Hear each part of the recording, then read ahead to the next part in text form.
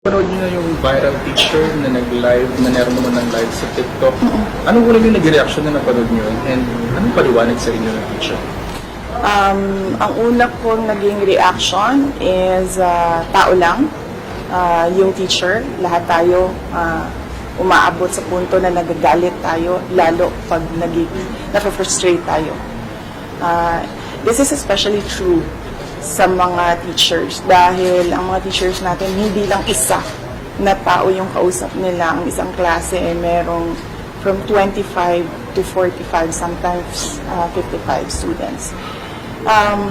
Nakita ko yung explanation niya, and then sinabihan ko ang regional office natin na there will be no penalties for the teacher. Just to remind the teacher that if she is angry, she has to pause, itigil mo na yung klase, and when she's not angry anymore, saka siya mag-klase ulit. So, there's a need to pause kapag galit yung teacher. So, yun lang yung sinabi ko na i-remind doon sa teacher. Bakit po walang penalty?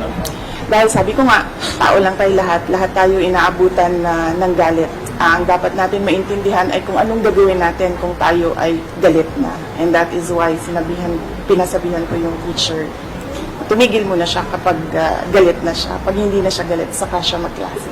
Ang policy po ba? Pag yung concern ng iba, ay bakit daw community-life pa yung pagpapagalit nila sa mga bata? Ano pong social media rules po ba ng Policy ba ng DepEd? Ang sabi niya, hindi niya alam na online siya. Pero ang sabi daw, nakaharap sa kanya mismo yung camera. Yes, opo. Oo. Hindi niya alam No any na naka-online siya.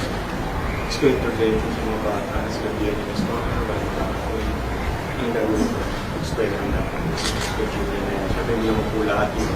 Ayaw ko nito Yes, oo. Meron naman tayong psychological, psychosocial support sa ating mga teachers. We have teachers that are trained for stress debriefing, lalo na sa ating disaster program. So, pwedeng itong gawin. Kung merong mang bata na nag-manifest na meron siyang anxiety or stress na naramdaman dahil sa nangyari.